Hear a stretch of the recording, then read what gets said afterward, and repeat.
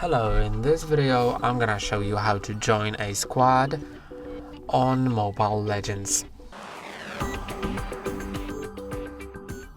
To do it, just click on this icon which stands for squads, and now you can either go to active squads and select the squad that you want to connect to, so you can just select one from here or enter the squad ID.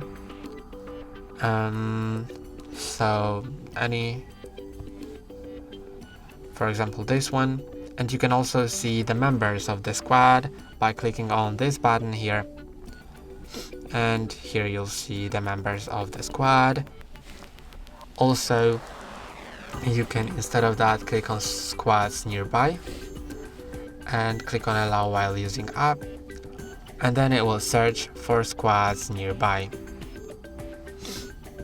You can see that I can see some squads nearby.